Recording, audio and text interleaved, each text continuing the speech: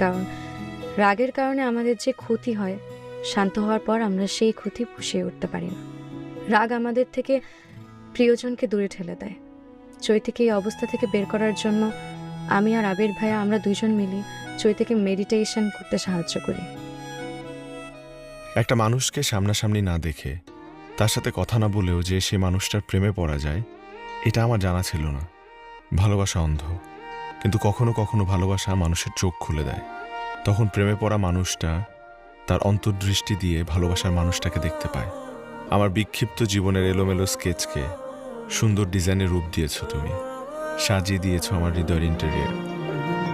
তুমি কাছে থাকো না থাকো,